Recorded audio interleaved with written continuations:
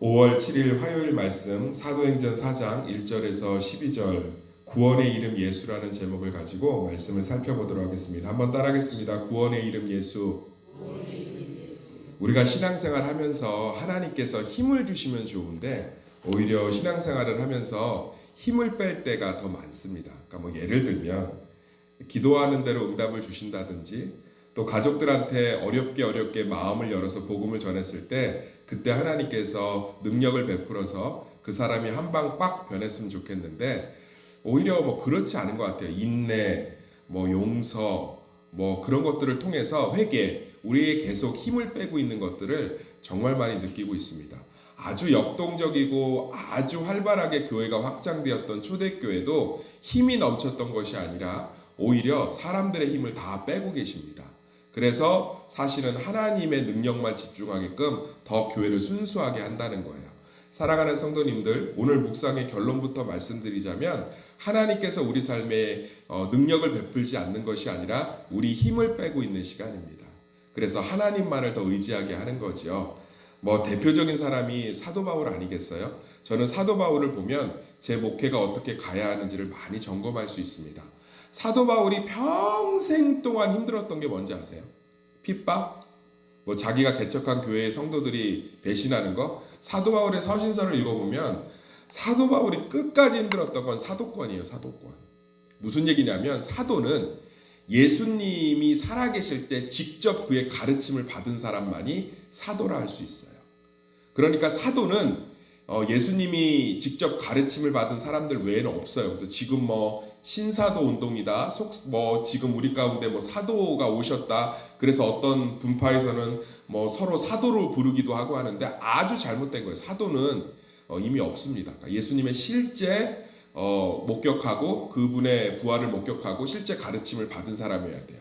근데 우리가 사도행전을 좀 다 배웠기 때문에 알겠지만 사도 바울은 예수님의 가르침을 직접 받은 적이 없어요. 사도 바울이 예수님의 가르침이 직접 임할 때 뭐 했냐? 그는 율법을 배우고 있었고 또 예수님 부활하신 다음에는 예수님 믿는 사람들 잡아 죽이는 일에 앞장섰기 때문에 사도 바울은 예수님의 가르침을 받은 적이 없어요. 실제로는. 그러니까 얼마나 이 부분에 대해서 공격을 많이 했겠어요. 그러니까 우리식으로 얘기하면 의사 면허가 없는데 진료를 잘한다고. 한국 교육대학을 나와서 임용고시를 합격하지 않았다고요. 사법고시를 패스하지 않았다고요. 신학대학원과 정규 목사 안수를 위한 강도사고시나 이런 절차를 밟지 않았다고. 운전면허증을 따지 않았는데 운전을 하고 있는 거죠. 그러니까 얼마나 많은 사람들이 공격을 했겠어요. 그런데 성경 전체를 보면 그거 하나님이 딱 한마디 하시면 되거든요. 꿈 가운데 나타나서 야, 사도 바울은 다메섹에서 내가 직접 만났고 다메섹에서 내 가르침을 직접 받은 사도가 맞다. 다메섹에서도 이제 사도행전을 살펴보겠지만 그 다메섹의 기적을 사도 바울하고 예수님 외에는 모르게 하셨어요. 모든 사람들한테 알림되잖아요. 그 다메섹의 기적을 그 주변에 있는 사람들이 경험하게 하면 되는데 그 사람들한테는 그냥 까맣게 보이고 실제로 예수님을 사도 바울이 대면해서 그분의 가르침을 직접 받고 그분의 복음을 깨닫는 그 시간을, 그 신비로운 시간을 사도 바울과 예수님 외에는 모르게 하셨어요. 그리고 단 한 번도 어떤 기적적인 방법이나 신비로운 방법이나 응답적인 방법으로 사도 바울 네가 사도야라는 얘기를 교회 가운데 한 번도 하신 적이 없어요. 미치고 환장하고 팔짝 뛰는 일이죠. 그래서 사도 바울을 어디 가서 개척을 하든 뭐를 하든 이것만 공격받아요. 네가 사도가 아닐 텐데. 우리는 네가 예수님의 가르침을 받은 적이 본 적 없는데. 아, 나 예수님의 가르침 받았어. 다메섹에서. 그걸 누가 받는데? 누가 증명하는데? 그렇지. 목격자는 없지. 그 자칭 사도 아니야 그럼? 그렇지. 자칭 사도는 아닌데. 엄청 힘들었어요. 엄청. 근데 왜 하나님은 단 한 번도 그 쉬운 일을 안 하셨을까? 근데 사도 바울이 이렇게 고백해요. 내가 다른 사도들과 다르기 때문에 예수 그리스도의 복음 외에는 증거할 것이 없었다. 나는 그래서 더 하나님만 의지할 수 있었다. 내가 전한 복음이, 내가 목회한 것들이 그리스도와 다른 사도들에게 조금과 다른 것이 있느냐. 그것은 하나님이 증거하시는 것이다. 사도 바울은 평생 하나님밖에는 의지할 수가 없었어요. 그 사도권 때문에. 그게 능력이 된 줄 믿습니다. 다윗은 어땠을까요? 사울은 성경에 보면 왕감이라고 써 있어요. 머리숱이 검었다고 얘기했는데 머리숱이 검었다는 건 머리숱이 많았다는 뜻이 아니라 그만큼 외모도 능력도 목소리도. 제가 합신 그 북서울에 있을 때 모 교회 목사님, 목소리 하나가 얼마나 정말 저분한테 설교를 듣는 건 목소리 자체로도 은혜요. 할렐루야.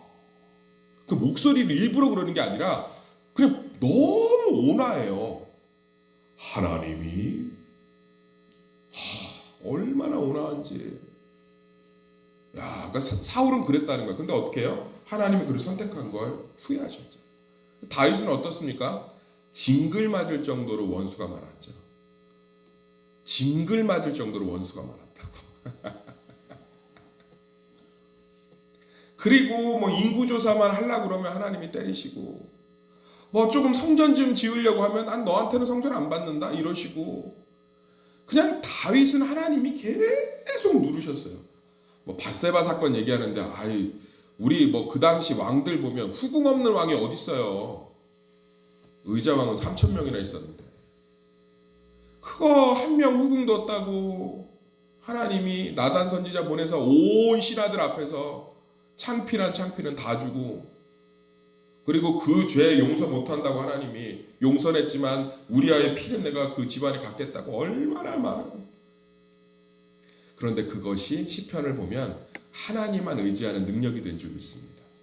사랑하는 성도님들, 하나님은 우리를 하나님만 의지하게 해요. 왜냐하면 그것이 진짜 능력이기 때문에. 오늘 사도행전 말씀을 통해서 분명히 깨달으셔야 돼요. 하나님만 의지하게 하는 건 하나님 다른 거 의지해서 삐져서 때리시는 게 아니에요. 제발 그렇게 좀 표현 안 했으면 좋겠어요. 나 의지하지 않는구나? 때려야지, 저주해야지, 일 꼬이게 만들어야지, 그래서 내게 돌아오게 만들어야지. 괴물입니까? 사이코패스가 그래요. 사이코패스가, 소시오패스가, 나르시스트가 그런다고. 정신병자들이. 하나님이 자신만 의지하게 하는 건 그건 진짜 의지할 대상이 아니기 때문인 줄 믿습니다. 자식이 부모 말 안 듣고 자기 유혹하고 넘어지는 사람 따라가면 그거 보고서 가만히 있으세요? 하나님이 내가 의지하는 것들을 다 놓게 하시는 건 미워서가 아니라, 그걸 의지해서 혼을 내시는 게 아니라 그건 능력이 없기 때문인 줄 믿습니다. 진짜 능력은 누구 안에 있는 거예요? 하나님 안에 있기 때문에. 그래서 내 뜻대로 안 되고 내 마음대로 안 되는 시간은 하나님이 침묵하는 시간이 아니라 내 힘을 빼는 시간인 줄 믿습니다. 오늘 사도행전 4장 1절에서 12절이 그렇다는 거예요. 여기 보면 계속 뭐예요? 이제 성전에서 설교했잖아요. 베드로가 명문 설교했죠. 하나님 아버지의 마음을 알아라. 하나님이 우리 가운데 오셨다. 그분이 예수 그리스도다. 그랬더니 대제사장들과 성전 맡은 자들과 사두개인들이 이르러 뭐라고 그러죠? 네가 무슨 권한으로 이것들을 가르치냐. 우리 한번 읽어보겠습니다. 7절 읽어볼게요. 7절 시작. 사도들을 가운데 세우고 묻되 너희가 무슨 권세와 누구의 이름으로 이 일을 행하였느냐. 그런데 계속 묻는 거예요. 네가 무슨 권세로? 니네 아무 능력도 없잖아. 니네 일자 무식이잖아. 근데 니네 무슨 권세로? 니네들이 믿었던 예수는 없어졌잖아. 무슨 권세로? 무슨 권세로? 그러면 하나님이 권세를 보여줘야 되잖아요. 번개가 떨어져서 요한이 쳐맞아 죽든, 갑자기 땅이 갈라져서 안나스와 가야바가 죽든, 갑자기 문둥병이 발해서 피부병이 발해서 알렉산더 및 대제사장의 문중들이 다 괴로워하든, 우리가 말하는 하나님은 그렇죠. 내가 나에게 능력을 막 부어주셔가지고 내가 무언가를 확 하고 근데 하나님 아무 말도 안 하신다니까요. 8절 읽고 8절 시작. 이에 베드로가 성령이 충만하여 이르되 백성의 관리들과 장로들아. 성령이 충만한 거 내적 증거지 외적 증거는 아니잖아요. 그런데 하나님께서 어떻게 하신다는 거예요? 이 일을 통해서 교회와 사도들이 더 하나님만 의지하게 만드셨다는 거예요. 할렐루야. 그러면서 성령의 충만을 통해서 믿는 자들의 수가, 4절 보면 말씀을 들은 사람 중에 믿는 자가 많으니 남자의 수가 약 5천이나 되더라. 믿는 자의 수들이 많게 하심으로 하나님께서는 하나님만 의지하고 하나님만 바라보는 것들로 이 사도들과 교회들과 성도들, 초대교인들을 계속 이렇게 몰아가시고 훈련하셨다는 거예요. 그것을 통해서 이제 뒷장부터 살펴보겠지만 교회, 특히 예루살렘 교회는 엄청난 능력을 받습니다. 사랑하는 성도님들, 누가 그래요? 목사님 새벽기도 몇 번 나왔더니 피곤해서 못 나오겠어요. 하루 종일 졸려요. 그게 맞는 거예요. 하루 종일 졸려서 내 삶의 주도권이 하나님께 있음을 고백하는 시간이라고. 목사님 주일 안 빠지고 그렇게 하려니까 가족들하고 어디도 한번 못 가고 힘들어요. 그게 능력이에요. 우리 가족의 평안이 하나님께 있다는 걸 배우는 시간이에요. 목사님 우리의 신앙적으로 가르치려고 하니까 성적 주일도 공부시키고 학원 보내고 해야 되는데 쉽지 않아요. 그게 능력이에요. 우리 자녀의 축복이 하나님께 있음을 고백하는. 목사님 나 몸이 아파서 교회 가기도 너무 어렵고 하나님이 몸 안 고쳐주세요. 그게 능력이에요. 어디든 하나님의 이름을 부르는 그곳이 예배자가 되는. 사랑하는 성도님들, 우리의 참된 능력은 우리에게 있는 것이 아니라, 세상에 있는 것이 아니라, 권세자들에게 있는 것이 아니라 하나님께 있는 줄 믿습니다. 하나님이 우리를 무기력하게 두는 시간은 그 시간을 통해서 능력의 참된 원천과 능력의 시작이 하나님께 있음을 알게 하는 시간인 줄 믿습니다.